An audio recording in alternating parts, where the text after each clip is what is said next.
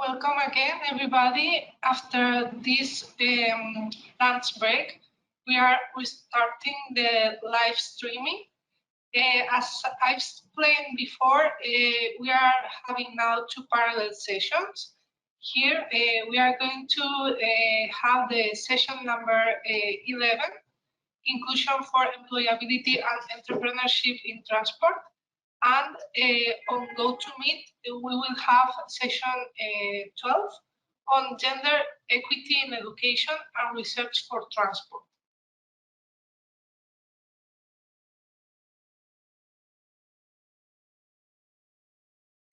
So for those that are going to stay here, I would like to give the floor, first of all, of Mary Kinahan, who is going to chair this session, but also presenting with her colleague Yvonne. And Mary, in the case of the first presentation, I would like you to introduce Anne-Marie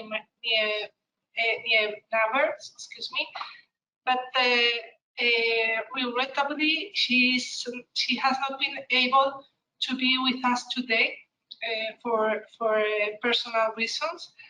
But we have her video recorded. So once you introduce the speakers and once you introduce Anne-Marie, I will share her video, her presentation with all of you. The floor is yours. Thank you very much and welcome everybody. Today's session is about inclusion for employability and entrepreneurship in transport. Given the labour shortages in transport and logistics and the fact that women only account for 20%, it's obvious to everybody that there needs to be some sort of change. Today's presentations provide insight into the experiences of women in the workplace and the necessary changes needed for the workplace to be more inclusive. The first presentation is by Anne-Marie Newnaber, who will present a case study examining the implementation of change management to increase work diversity. Anne-Marie Newnaber is a professor in HRM and organisational behaviour at the Centre for Trust, Peace and Social Relations at Coventry University, UK, and is affiliated with the Centre of Management at Münster University, Germany. Our second presentation will be by Stéphane Roseneau, who will present a mixed method study exploring women's entrepreneurship and employees' experiences in the transport sector. Stéphane is an experienced professional in urban and mobility and railway transport sector with a demonstrated history of working in transportation business industry. He has been working in transport sector both operationally and in consultancy jobs for 15 years and holds a Master's of Engineering in Transport Civil Engineering. Our third presentation, Mireia Calvo, shall present an analysis of companies' gender balance, assessing their barriers and evaluating them to help foster gender balance inclusion. Mireia has a Master's in Civil Engineering. Her professional career began in the Regional Ministry of Territorial Policy, Public Works and Mobility, and she is currently working at the ITENE, Atene Packaging, Transport and Logistics Research Centre as Project Manager of national and European projects. The final presentation will be my colleague Dr. Yvonne Hale and I will present a mixed method study examining the challenges and issues for women working in transport. I'm an organisational psychologist and lecturer in HRM in organisational behaviour in Technological University Dublin. Dr. Yvonne Hale is a research fellow based in Management, Work and Organisational Department at the University of Stirling, where she's worked on a number of different projects, including the Diamond project. So I would like to hand it over now to Professor Newnaber's recording. Hello, everybody.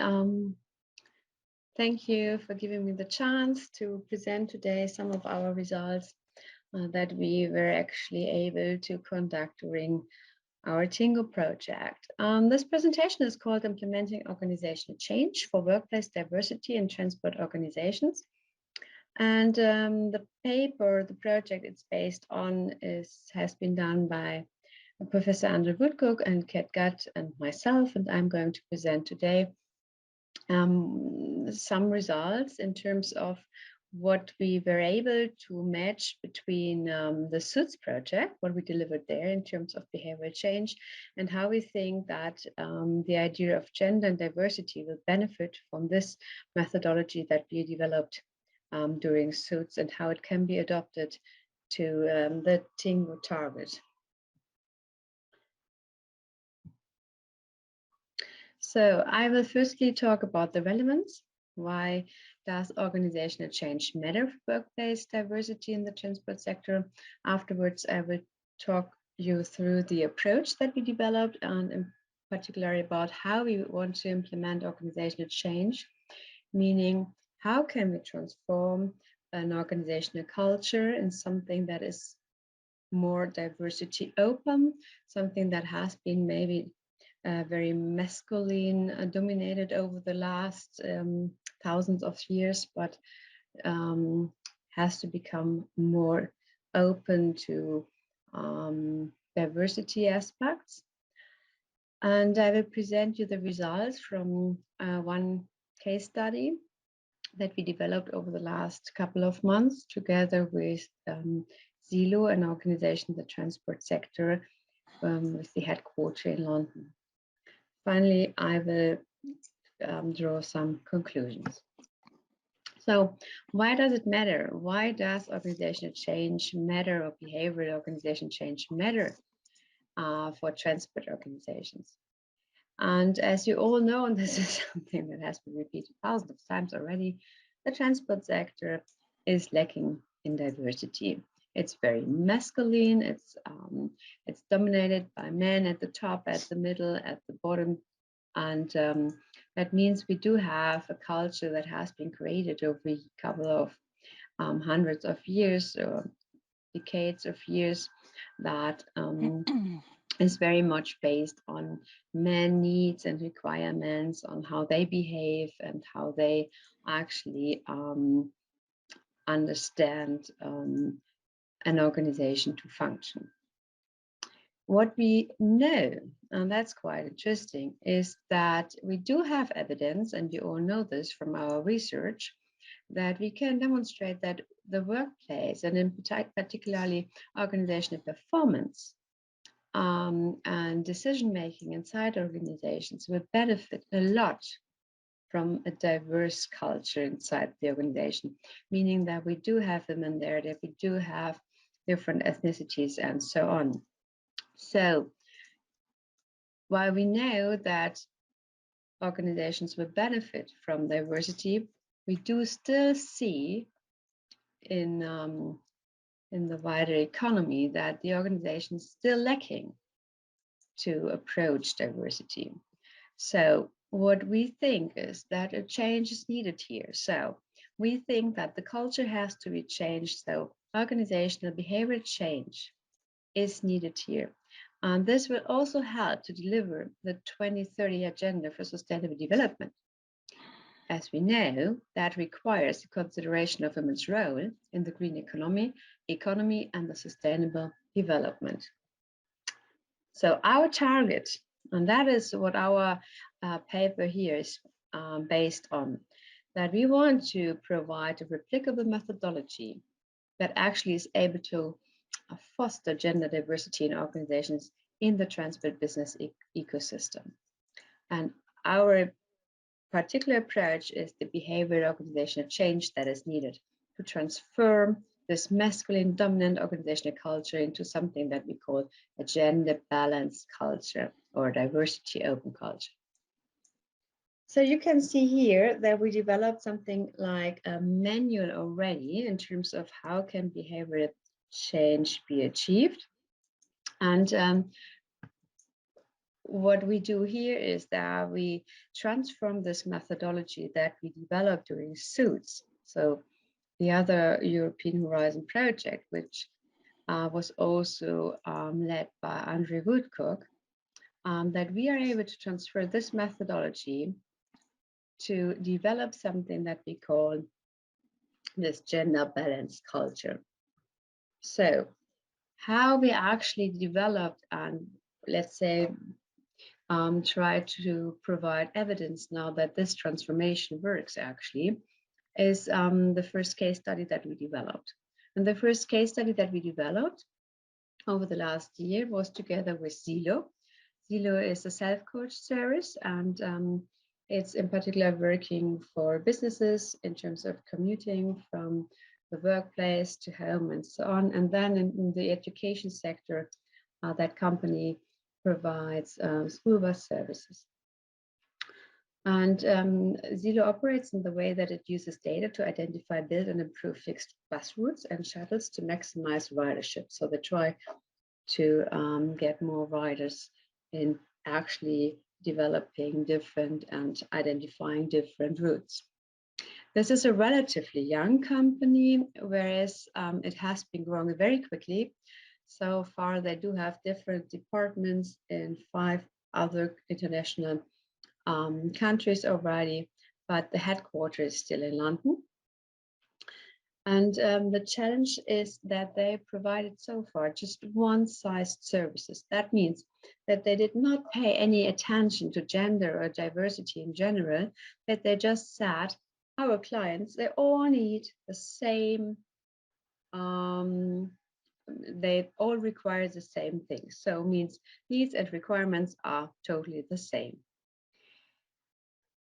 When we were in discussion over the first initial thoughts, we recognized very quickly that Zilo was already a bit aware of the fact that it may help to think about gender and diversity to sustain their success, and that they have to change something. But they still struggling with that because their top management was very, very male dominated and did not really see the need why they should change something and why they should maybe offer to their clients different services based on their particular requirements and needs. So we developed something like different workshops together with them to discuss our approach to actually achieve a behavioral change in Zilo.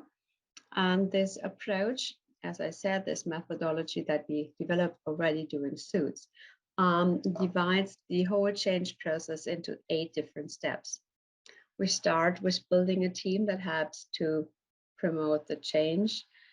We do have to create something like a sense of urgency within the whole company and to design and develop a vision. This is all called the 3 steps as creating a climate for change, so that they are aware of something that has to be changed. And then the next 3 steps actually are about the engagement and the enabling of the entire organization in terms of we do have to act, we do have to behave in a different way. So we do have to communicate the vision, we do have to empower others to act, and we do have to think about short-term wins and to celebrate them. And then the final 2 steps, don't let up and make it stick, is about the sustaining of the change. That's quite quick now, but no worries. I go into these little steps now a bit deeper and telling you exactly what Zilo actually did in these different 8 steps in the following. So first of all, form a powerful team. So that means we do have to identify key players. From the change management literature, we call it the change agents that have to be identified, that actually are the, let's say, role models of change, that are the gatekeepers that help others to think about change. In the gender literature, we see a similar person that has been identified as very important when it comes to behavioral changes, and it's called the diversity ambassador. So it's really similar, this kind of persons, or this kind of terms in terms of what they mean. They're all talking about this one person, but coming from different streams of literature. So that's our theoretical basement, by the way, that we try to combine what we know from the gender research and combine this with the change management literature.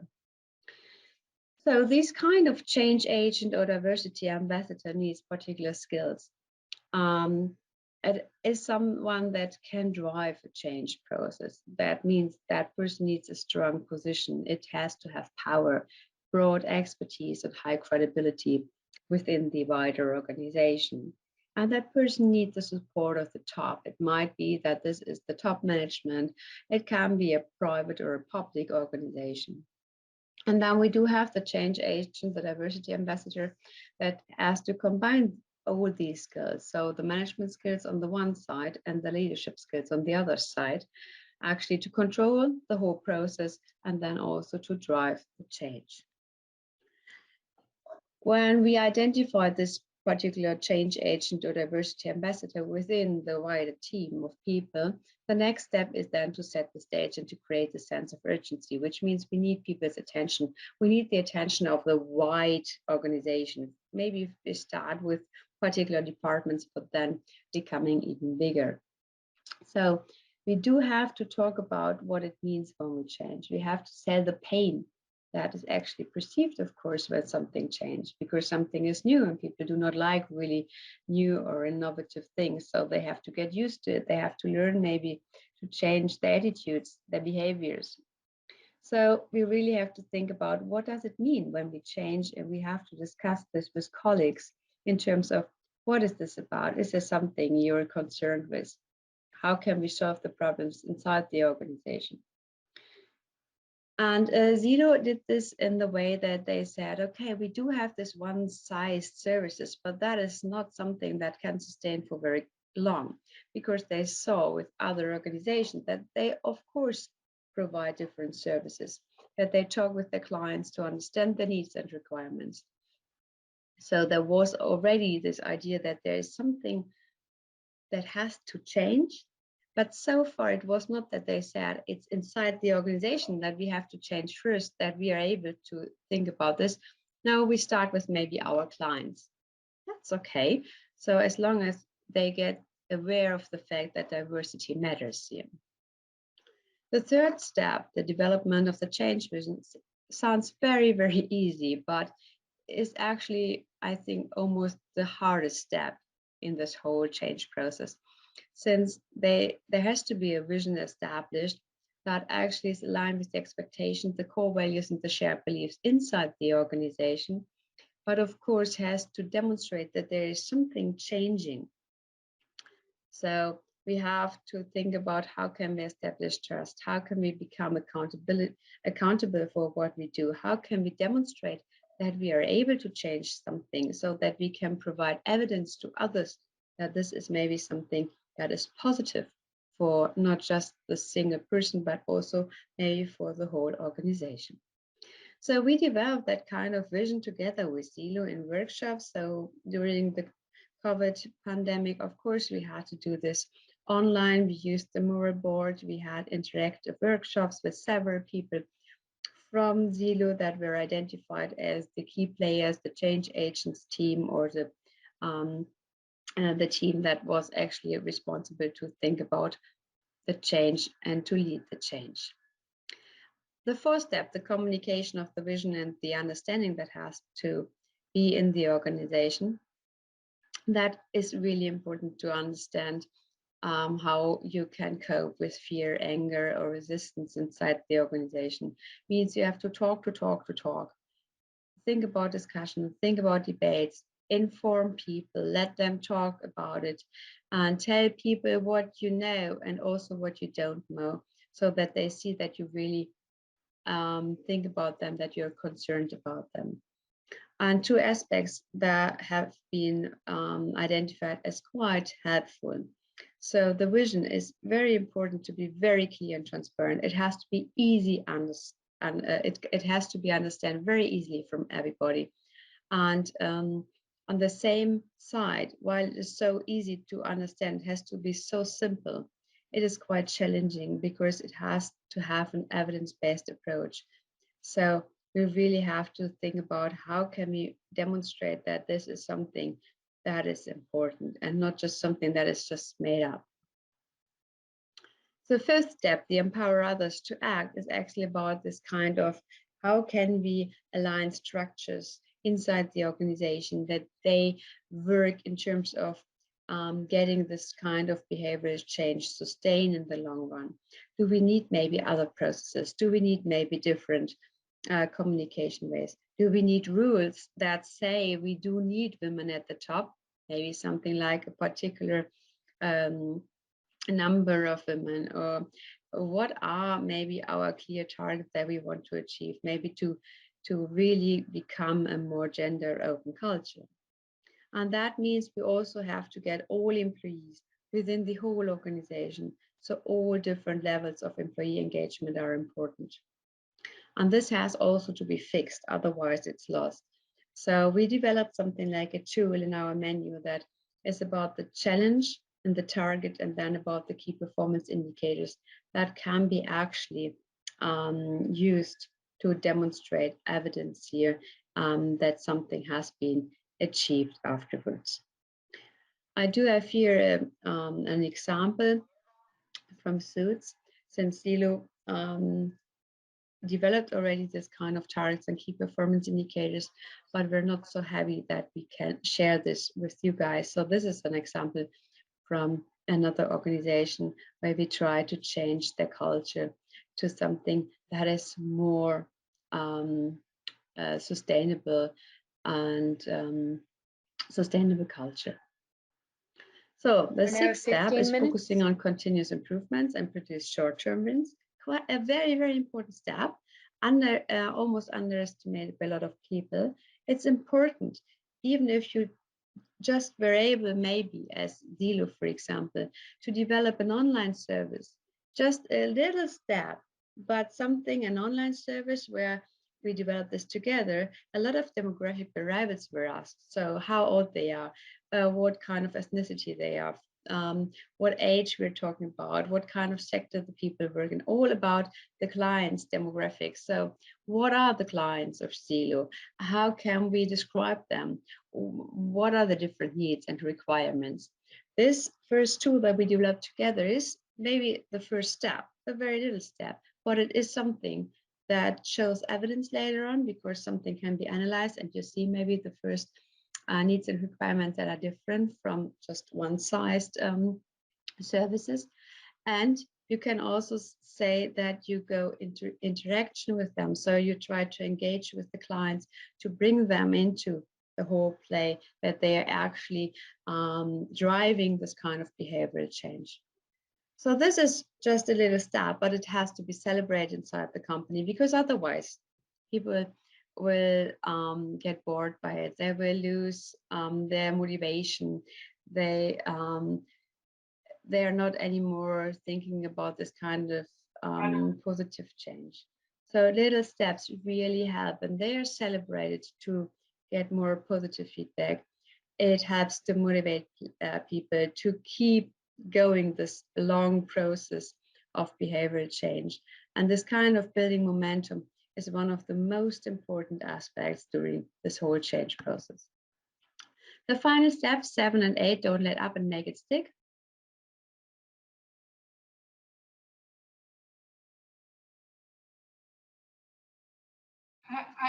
I am sorry to have cut it, this video, but it was longer than the time scheduled for this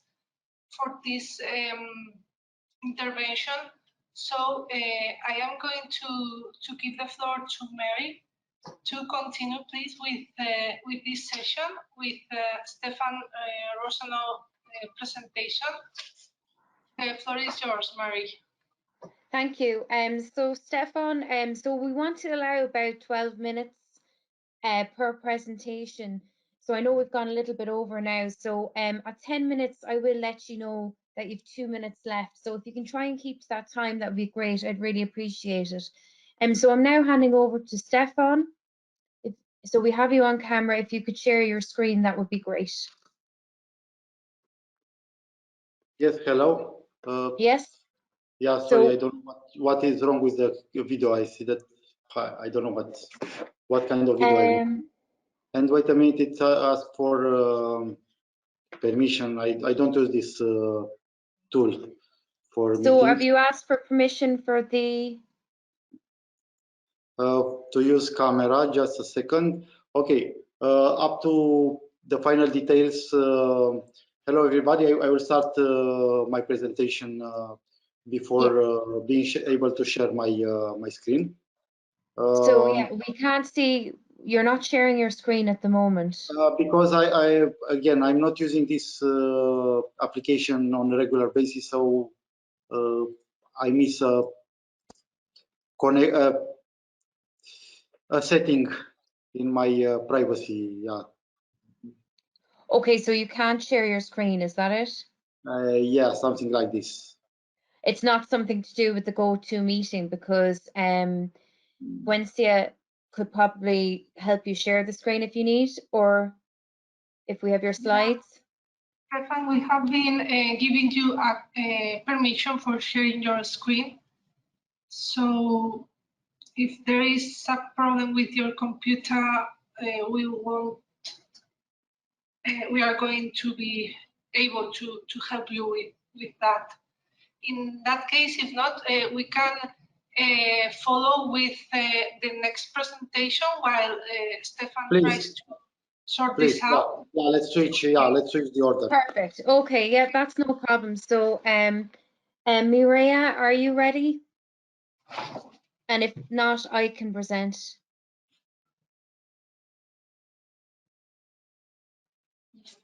And apologies if I got your name wrong. Don't worry. That's what the internet told me how to pronounce your name. So blame the internet if they told me wrong. Don't worry, it's okay. Thanks for the kind introduction, Mary. I'm going Stefan, to... Stefan, can you stop sharing your camera maybe while Mireia actually starts her presentation? Thank you. Thank you very much. When you have 2 minutes left, I'll let you know. Okay, now you can see my screen. Absolutely, yeah, perfect. Thank you. Okay, so thank you, Mary, for the introduction, and I'm going to present this study performed by my colleague Margarita Coleoni and myself. It is in the framework of the TInnGO project.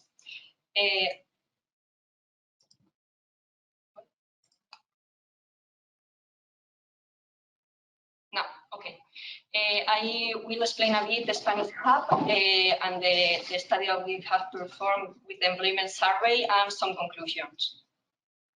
The Spanish Hub is one of the hubs developed by the TInnGO project, the total 10 hubs. It is led by ITN Research Center, and it has those two main focus. One, security related to services and infrastructures in order to meet the needs of the different group of women. And the other point and the other focus is employability in the transport sector. Why we choose at the beginning of the TInnGO project these two objectives?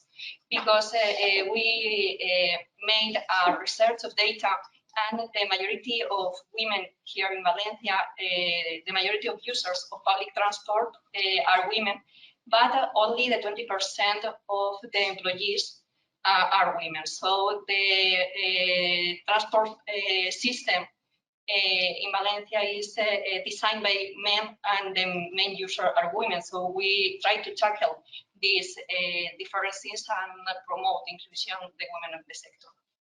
We are supported by different associations, Public Regional Ministry, Women in Motion Association, Public Transport Companies, Valencia City Council, and some enterprises.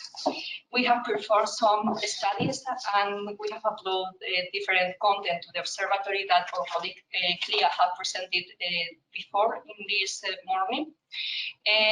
Now I'm going to focus on the survey in the employment sector.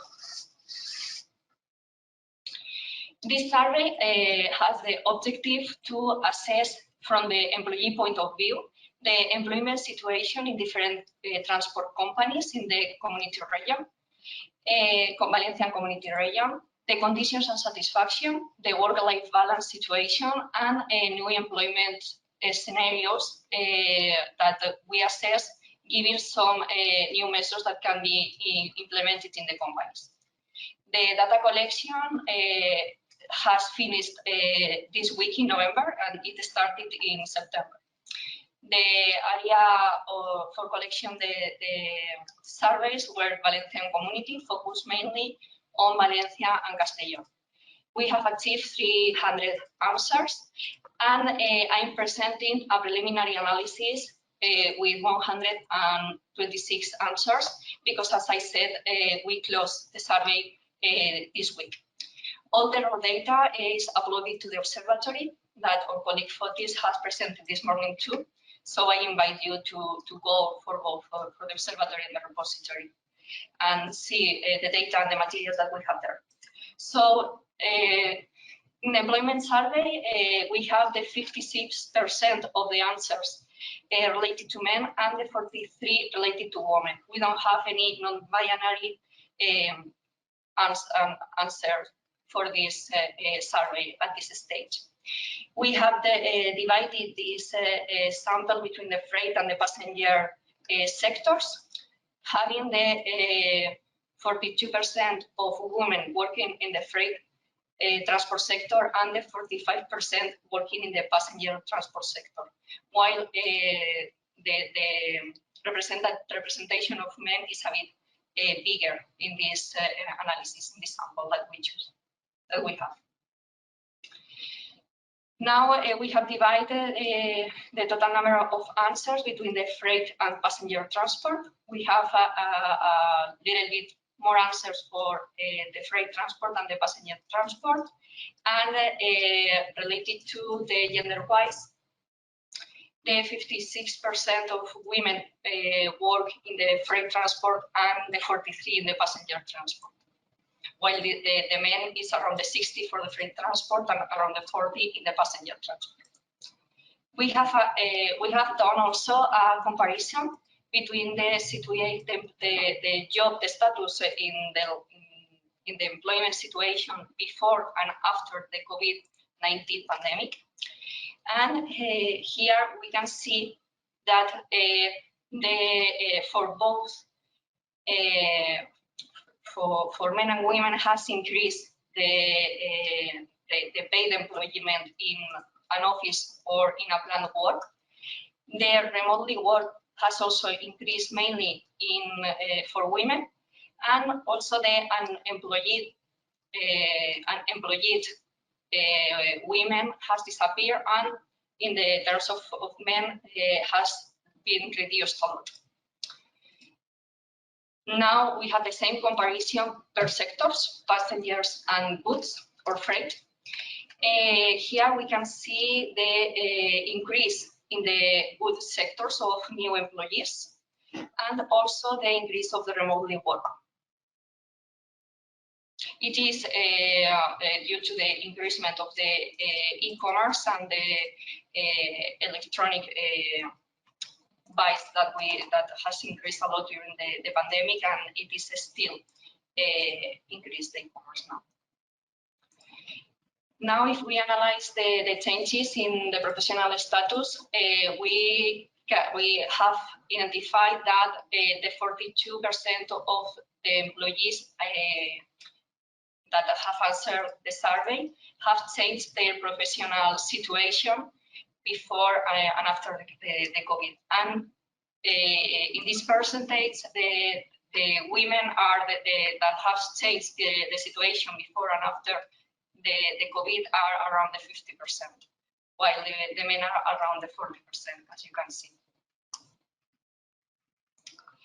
Analyzing the employment category, we have that the majority of the interviews are in the operational level and in the technician level. If we go for freight, if we divide between freight and passenger transport, we can see that these majorities still are there. And if we divide between gender-wise, we see that the operational level is the principal category for men, and the technician is the main category for women working in the transport sector. We also ask the main reasons why they started to work in the sector. There are two main answers. The salary and because the work in the sector was recommended by a colleague or by a friend or by another people. For women, the main reason is that recommendations, and for men is the salary. We have also for men the work file, the transport sector that is interesting. Sorry. That is interesting for them is also a main reason to choose to work in this sector, and also the family business has an important influence for women. The main reason to continue working in the transport sector, before was to start to work. Now we are analyzing why they continue working there. We can see that for women are the salary and the career perspectives, and for men the most important are the salary also and the transport work file, because they like the transport sector to work. Here the next questions were related to indicate the level of agreement and disagreement with some statements. These statements were related to the satisfaction with the job, it was easy or not to obtain the job, and the career development, and the situation related to the work-life balance in the sector. The people who answered the survey should evaluate between 1 to 5, being 1 completely disagree and being 5 completely agree. Related to the satisfaction with the job, the answers were between 3.81 and 3.14. So we can say that the employees in the transport sector are satisfied, and they are well and feel comfortable in their job positions. Related to obtain the job and the career development, they are neither agree or disagree with the statements. And related to the work-life balance, we have some of the lower score with 2.66. Here you can see it's a statement which value or which score has obtained. What I want to highlight here is that women scored gave higher scores to all the statements, and also the passenger sector gave higher scores too. Now we are going to analyze this. Sorry, 2 minutes. Okay, I will speed up. Now we are going to analyze some of the statements in the positive peaks and the negative peaks. Now I have all of them. For example, one of the negative peaks are if one of the statements where I have experienced uncomfortable situations at my workplace. This is the lowest answer, but it is possible. It is positive because that means that they have not experienced many uncomfortable situations. The schedule adapted to children and home-related activities is also one of the lowest scores, and it is related to the work-life balance. While in the positive situation we have, I am satisfied with the current job, so they are comfortable there. I'm comfortable with the relation with the colleagues, and the networking. The networking is also valuable inside the transport sector. Here are the statements, some of the measures that we propose. The flexible working hours, and they have the highest score. To obtain longer parental leaves, the teleworking, and the on-site childcare are the proposed measures that we make. They are well accepted by the employees.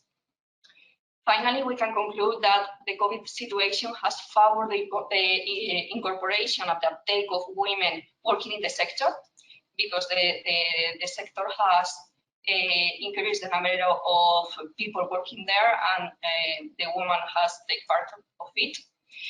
Although the women are underrepresented in the transport sector, the professionals that work on it are satisfied with the job, and they want to preserve it. The main reasons are the salary and the career perspectives. And it's highly recommended to improve the work-life balance for all women and men. And for that, the Gender and Diversity Action Plans will be a good tool to diagnose the company situation gender-wise and to establish new inclusive measures and actions to improve the situation in the sector. And that's all from my part. Thank you very much. Thank you so much. That was really interesting. And I think if anyone has questions, please put it into the chat and we will discuss it at the end of this session. So thank you so much. That was really interesting. Is Stefan ready to go? And if not, I can do the next presentation. That's no problem. Stefan, are you ready? Hello. In theory, I'm ready. In theory, okay. We like theory. Yeah, no. So can you share your slides? Yeah, I'm closer to. Okay. Brilliant. No, Great. Yeah, you can see my presentation, yeah? I can see it. Yeah, absolutely. And when you try to change the slides, just remember that the arrows are in the bottom left-hand corner when you share your screen. So when you share your screen on GoToWeb, you have to click for the next slide. So the arrows on your keyboard won't work. You have to click it. Okay, you can still, I see it on my and computer. at 10 minutes, I'll give you a 2-minute warning. I will try to be brief. And thank you so much. Of course, you can read in more details also my presentation, but also the deliverable that we have prepared inside the TInnGO project. We have worked on analyzing the opportunities women can have in a career or as an entrepreneur in the transport business sector. As we all know, transport sector is not a women-friendly working environment, with less than 20% women working in this sector, and especially in the land transport, where, for example, public transport is linked. We talk only about 14% women. So it is of high importance to analyze before taking some decision how to encourage a shift in mentality and reality. As we have worked with the 10 hubs that they were already presented during the presentation of my colleagues, we have seen in Europe broad approach of this topic. In general, younger member states like Lithuania or Romania yield a better approach to women in transport, maybe linked to some heritage from communist times, while more developed or more advanced countries in general yield a very low number of women in professional activities. Also, as I mentioned, the professional activities, we have to stress that even if in some countries the number of women is maybe a little higher compared to other, we need to remember that a large number of women in the companies or authorities in transport sector are in reality in ancillary activities like legal, economics, administrative sectors, and less linked to engineering and other technology bound activities. Our research are based on a survey that we have run around the 10 countries based on the support of the hubs inside the TInnGO project. And based on more than 60 interviews, initially we were able to go in more details with 14 ladies who agreed to share their business experience. And we have developed also what is called motivational portraits. We have discovered that a lot of interaction with the sector is based on family or on personal interest. When we asked how is their relationship with their company, we have discovered that more than 50% are involved either in family or their own activities. These are the ladies that have shared their experience, and they come from all across Europe. And we have seen that in general, legislation is not very clear on encouraging women in becoming more active in transport sector. Also, again, there is not a unitary approach in legislative or in public strategies on how to increase the numbers. A lot of barriers were identified to be in a better position, starting with prejudice and skepticism coming from the other colleagues, gender discrimination at the level hiring moment, also during your job career. For example, in Italy, we have received an answer from a lady that in her company, her colleagues, male colleagues, were addressed as engineers, while the women were addressed with Miss. Also, there are a lot of cases when women are in a very low number in the company, so they have the feeling of being the only woman at the table. And we can say that if the passion lacks, which is not really logical and intrinsic motivation to work in a sector, a lot of our counterparts said that they are motivated by passion, or they want to capitalize an opportunity. Also, they were based on family relationship or education to join this area. Stefan, sorry. I just want to let you know your slides are not changing, so I don't know if you. Oh, sorry, for me are changing. What? No, What? sorry. On there, well, maybe it's just me, but it's not changing. I was wow, my God. I tell Sorry, you, I didn't want to interrupt, but yeah.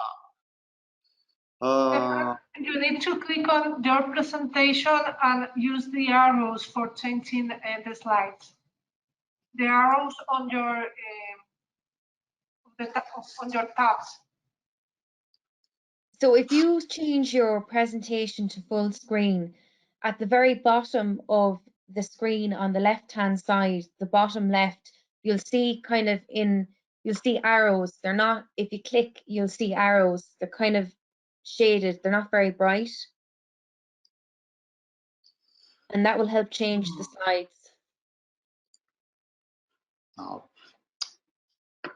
Okay, so I can see your mouse moving. Yeah, we're on cross-sectional analysis now, step 3, is that correct? Yeah, this is where I should be. Okay. Yeah, so you might need to use your mouse to move down the screen then, if that's easier. If I change from here, you can see, yeah? Okay. Yeah, I can see the changes, yeah. Apologies, Okay, I should have really spoken sorry. sooner. Yeah. I didn't want to interrupt because it was so interesting. No problem. I have put initially the presentation on automatic change. Yeah. So yeah, I'm not using this app for presentation only as an attendee. So I'm sorry for everybody, and you will have the presentation, and you can see the graphs. Coming back to one important slide that you missed. So these are the 14 ladies that agreed to share more details with us, and you can find on our Transport Gender Observatory the interviews with all of them, so you can go in more details reading their experience and their recommendations. So coming closer to a conclusion, during our research, we have discovered that a lot of changes at policy level should be made in order to increase the diversity in transport business environment. Gender equality should be set as a EU political priority. They have to cultivate more gender balanced and inclusive approach, starting with educational levels. I think that it was clearly expressed also by my colleagues that STEM educational environment is not very friendly to women, or not very appealing to them. But at the same time, we have to say that from discussion with our counterparts, we discovered that step-by-step transport environment becomes more democratic, based on new technologies present now in the system. For example, computers and mobile applications. So talking about being an active member of transport community is not linked anymore only to running a truck or a bus company or being a driver. You can be part of more white collar activities like developing apps and mobile as a service, for example, solutions and so on.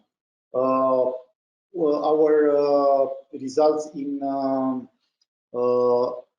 the paper we have developed are based also on the research run together with our colleagues from the other packages in the project. So intersectionality was also part of our approach, and starting very soon, as the deliverable will be fully accepted, it will be published to be officially available to everybody. During the activity for preparing this paper, we have discovered that women need more guidance in selecting the transport as an environment for being an entrepreneur. So we have developed as a side paper a guideline for potential women entrepreneurs in the field of smart mobility, where everybody can find advices and also a presentation of what transport means and what should be considered as an entrepreneur. And also together with the support of our colleagues from Coventry University, we have prepared also some mentoring booklets to have access very quickly to some ideas. And also we have run a lot of webinars. Unfortunately, as already mentioned, COVID has affected our possibility to work face-to-face with what we have estimated back in 2018, 2019 to have a relationship with stakeholders. But a lot of young people have agreed to join our webinars, and the conclusions come also from these interactive activities.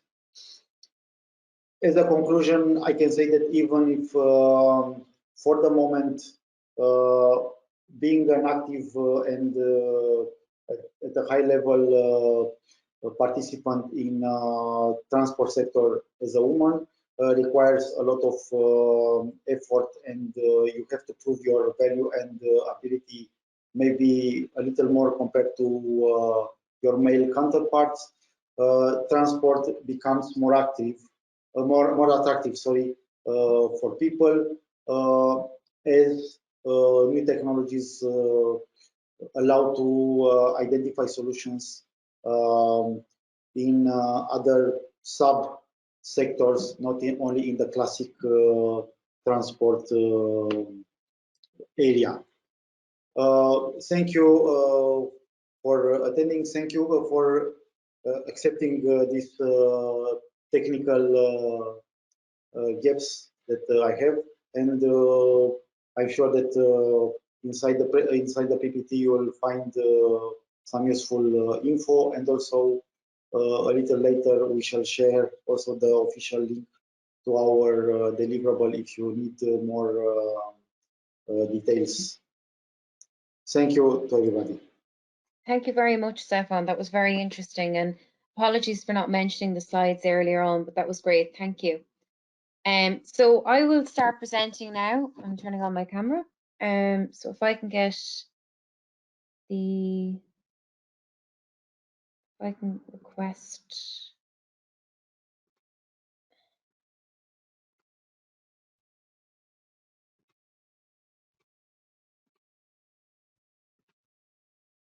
Okay.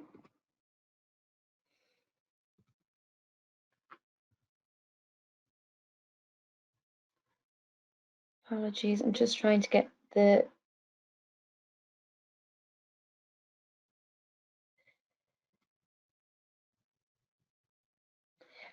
friend, can I get the presenter role there if that's okay? Yeah, perfect, thank you. Great, thank you very much. Okay, so today I am going to be presenting with my colleague, Dr. Yvonne Hale, on this. So welcome everyone to this presentation. We will provide an overview of some of the research activities carried out as part of the European project called DIAMOND. So I'm going to try to be as quick as possible. So I apologize if I talk a little bit fast. Today's presentation is focused on the challenges and issues faced by women in the surface transport area as part of the fourth use case, which is about fairness and inclusion in employment in the transport area. So as we know, there is gender segregation within this sector, not just women's underrepresentation at the top, but also horizontal segregation, with many women in transport being placed in more administrative roles or in departments like human resources, as opposed to, say, train drivers or more frontline positions. Often this can be because of inflexibility in the workplace and not allowing a balance between work and home. This will be discussed a little bit later in our presentation. As part of use case 4, we focused on a number of questions and gathered a range of data as part of the DIAMOND project. So you can see here we had focus groups, structured data, observations, the questionnaire, social media, and the DAD survey. For use case 4, some of the data, such as structured data and observations, were not really possible. However, we did gather data qualitatively from focus groups and interviews with women employees and key transport stakeholders. We gathered survey data, quantitative data from 3 service providers, our industry partners, ZTM in Warsaw, FGC in Spain, and Irish Rail in Ireland. We conducted extensive lit reviews, and also we had industry input from our 3 partners who provided invaluable experience and insight. But we also conducted a number of workshops to get feedback on our findings from industry stakeholders and employees, women employees. So as it has been mentioned before, in order to develop the fairness characteristics, we conducted extensive lit reviews, but also focus groups that were held in Ireland, Spain, France, and Poland, with transport employees, including women and also other groups, as well as transport sector representatives. Thematic analysis of these findings and the review of the literature produced Level 1 and Level 2 fairness characteristics. Level 1 was work environment, job characteristics, personal circumstances, and individual characteristics, which included a lot of the demographic information that we asked. For the purpose of most of the presentation, I just want to highlight that we do look at men and women. We did have some non-binary participants and also people who preferred not to say what their gender was, but their numbers were incredibly small to the point that they might be able to be recognised in the data. And we do further analysis of different profiles and intersectionality on the Diamond project, but for the employee survey for this presentation, I'm just presenting the two main genders or the largest genders. But I'm willing to answer any other questions outside of this. The survey was administered online to all employees in the transport organisation in Ireland, Spain and Poland via link to survey on Google Forms. As you can see, in the Irish data, we had 98 males, 29 females and 2 prefer not to say. In Spain, we had 50 males, 33 females and 1 non-binary and 6 prefer not to say. And in Poland, we had 3 males, 132 females, 3 I don't know, other, or 2 prefer not to say. So as I said, the non-cisgender, or the majority of the genders were male and female. Generally beyond that, the majority of the sample was white, Christian, heterosexual, typically parents, but generally not carers. And the main sample seemed to be made up of mostly administrative and management roles rather than frontline or driver roles. So as you can see here, we did an analysis, ANOVA's and Kruskal-Wallis analysis to compare the mean results to see which was significant and not. What we can see here is that there was a significant difference in the work environment, with men agreeing more with the statements than women. In my community country, there's equal balance between genders. Again, we see it for the national laws. Now, this is across all 3 samples. Interestingly enough, overall, women seem to be quite happy with the terms and conditions for support for employees with family-friendly policies and with protections after maternity periods more so than men. There was some interesting results with the company profile, with the biggest difference with where I work, there is generally good level of acceptance of female employees by male. Individually across the 2 samples of the Irish and Spanish data, there was a significant difference on this. However, in combination, there was none. Safety and security, we see that my working environment protects women from violence, assaults. What we see here is, oh, have I lost? Oh, damn it, pardon me. Apologies, I thought I lost the screen. We can see that the working environment protects women from violence and assault. There was very good satisfaction across these, but again, we do see a significant difference in this perception between men and women. Again, when it comes to training in regards to upskilling and training for women for unconscious bias and for sensitivity training, what we do see is that men generally were more satisfied than women. Overall satisfaction, there was some differences where in regards to meeting personal care and parental responsibility, women felt more satisfied than men, surprisingly. But however, in regards to overall satisfaction and whether their global needs are being met, there was women were generally more satisfied than men overall. However, it is important to note that there was differences between the different sites, so it's always important that context matters. Some of the main influencers for all employees was organizational HR policies, protections for employees, protections for special physical needs, and the list continues. So I'm just going to hand over to my colleague, Yvonne, who examined the focus groups and interviews.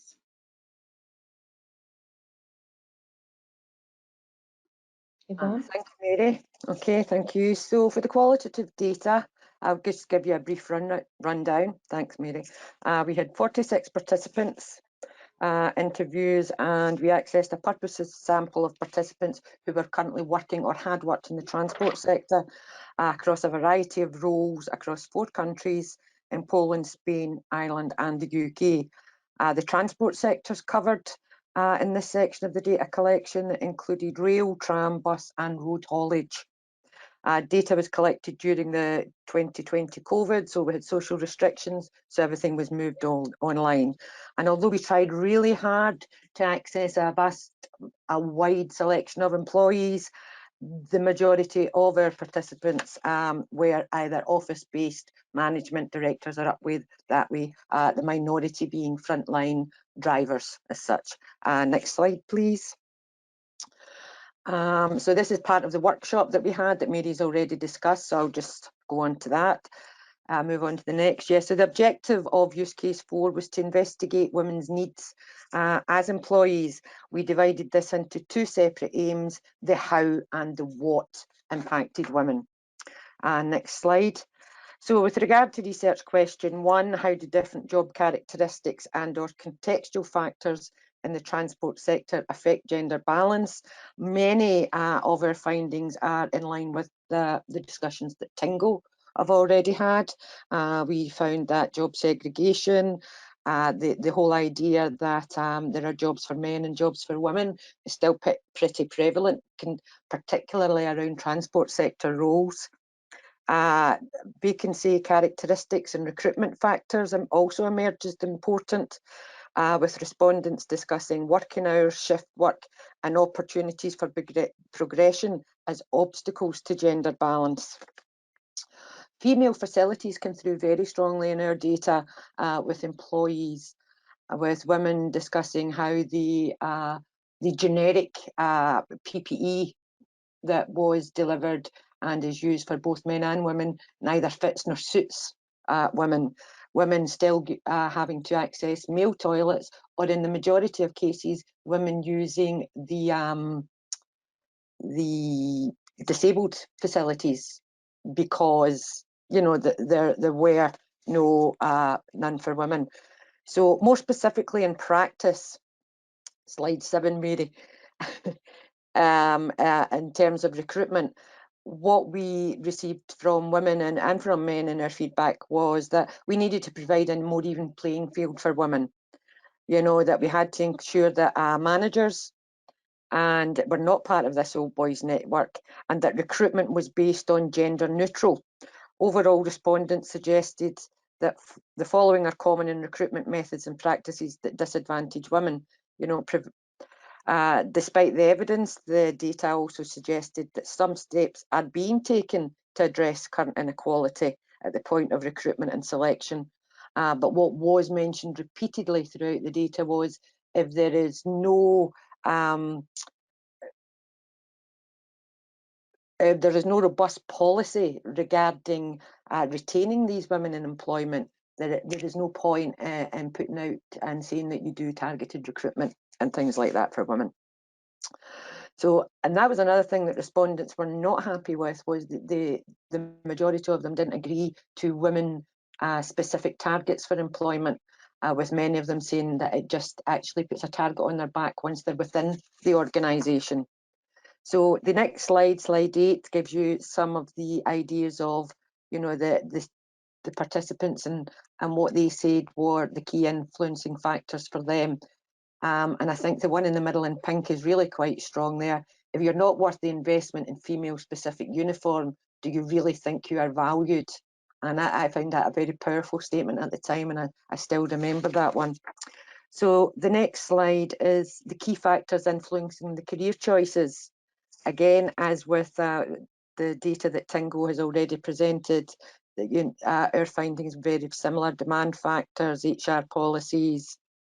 But one of the most common and frequent was regarding making women and young girls aware of the possibilities of careers within transport. the way that technology has moved and now allows for more women to be in place. There's not big heavy machineries as there was before, that the physical inability of some females would prohibit them from. Next slide. So more specifically in practice, it was about, you know, encouraging education, being involved in schools and colleges, with some from the rail industry saying that they are currently already involved at primary school level, and some of the organisations there, when they are building anything through a community, they then get the community involved. So they are trying to encourage younger women, younger girls, and say, you know, this is a possibility for you, this is what you can do. So in general, respondents noted that their organisations currently offer favourable terms and conditions, in particular with regards to maternity leave and things like this, that I believe that the, you know, the European policies kind of cover all of those things. But one of the largest findings that emerged from the data, which was shown to influence career choice for women, for the majority of participants, this focused again back to this lack of space for women, lack of shared toilets, changing facilities, and that focus on their uniform and safety equipment, and flexible working. So I'm just trying to get through these, don't need to do these. In terms, slide 13, Mary, in terms of attracting women as employees to the sector, participants made several recommendations, which included more engagement with schools and colleges, as I said, in a similar way to what has happened with STEM in attracting female engineers, etc. Okay, there's no point in having recruitment campaigns to attract women and not have female-focused policies within the organisation. And one of these being an open and accountable complaints reporting process that all employees are aware of and is publicly distributed throughout the organisation. So to conclude, what do these findings add to the gender agenda when regarding women employed in this transport sector specifically? So our main findings, along with mirror much of TInnGO's, that flexible working for all is required. And that there's no negative consequences, you know, working full-time, flexibility for non-office staff, flexible shifts. But as I said yesterday at the end of my presentation then, this is also makes it fair employment for men and women. So it's not just about women, but women particularly, equal promotion opportunities, including those who are currently working part-time, flexible, or have just returned from career breaks. We need to raise awareness of what the transport industry is and what it involves now and in modern times, the advancement of modern technology and how that impacts on employment. So companies need to rethink the workplace, moving from the traditional modes and models of work to more flexible workplace for all staff. Equality is important for all groups, but there are specific issues to specific contexts, e.g. childcare, that organisations must be aware of and continue to address. So I thank you for your time, and if you have any questions. Thanks, Mary. Sorry, I wasn't a very good assistant. So thank you, everybody. So I think I should be stopped sharing the screen there. So if we have any questions, I think we have a few minutes left before the next, or we've just come up on it. So I just want to see if we have any questions. So we're just going to do 5 minutes or less. So if anyone has any questions, we can just see them coming through.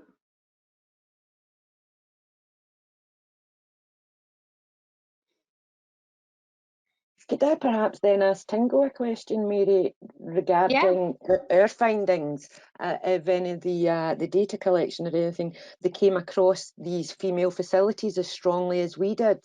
Was that something that occurred, that came through in their data?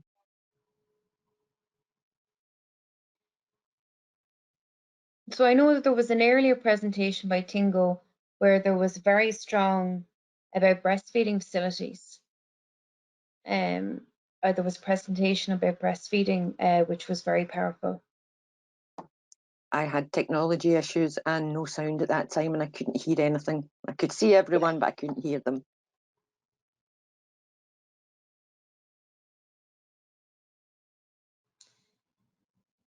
Mariah, I have a question. You were doing some very interesting work there on COVID, pre and post COVID. But what I was really interested by was what, you know, when you were looking at the women and why they went into transport, and they said recommendation. Was that like a word of mouth, or like did someone recommend them to move forward into that area? Or because it's quite interesting that that was such, like, it was salary for men, but it was recommendation for women for entering the career. So that's very interesting. Yeah, here we have two types of situations that we take into account. One is that someone that is already in the sector notice that there is a job position to be published, and they recommend the sector that they feel comfortable there and speaks well and positive things about the sector. And also there are some public, I would say, that you need to make an exam to get these positions, but then you have there are public job positions that, for example, in the public transport companies or someone, so in that ones you have a better work-life balance.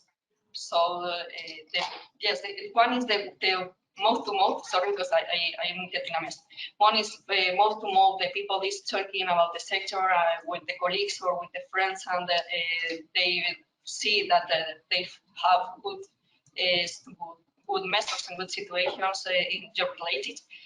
And the other one is that yes, they see a public job published to apply for, and they look for information and try to get contacts and see if it is interesting or not to be there.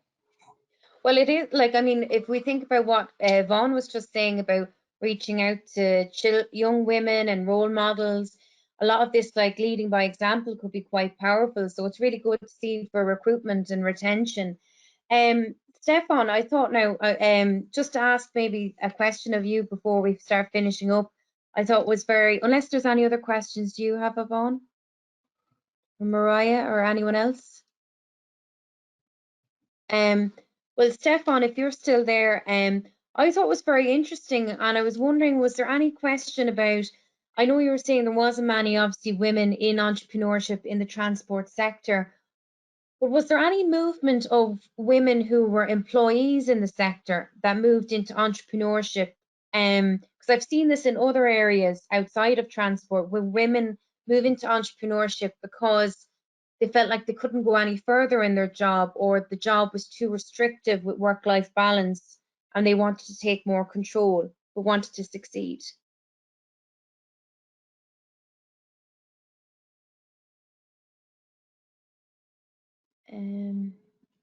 Stefan, no? If you could unmute, maybe, if you're still there. Okay, maybe not. But that's just my own interesting idea anyway, from reading from my own gender background outside of transport. It's something we do see with entrepreneurship, that women make their own space when work is not meeting their needs. And I think that, again, is something transport needs to look at. With the findings that we've seen here today, from all of the speakers, there's definitely seems to be an inflexibility that needs to be addressed there for women, or rather, as I think one person said, you know, or I think our original speaker, Anne-Marie, said that, you know, work is designed by men, but transport's designed by men and used by women, but we also have to remember work was designed by men as well for the last couple of 100 years, and it's time for women to change it. Or to be changed for women. Yeah, that's it. on that note. Stefan goes quiet for a reason, maybe. I don't think there's any other questions. No, but that situation, for example, is what we detect at the beginning of TInnGO, and this is the reason why we specialize on one side in the services and the other in the employment, to try to push the women working in the sector to try to change that bias that you have just said, and also women, both women and men, design. Yeah. As an American colleague of mine put, it's about fixing the game, not the dame. So, I think that I think we don't have any other questions there unless I've missed them. So I think we can kind of wrap up, because I'm conscious that the wrap up session is going to be happening soon, or is already underway. Or did we finish up very? I think, yeah. Or actually, I think we did. Yeah. Yeah. Here I am, Mary. Our colleagues who were in the parallel session are now joining this session. So we are going to start the closing remarks.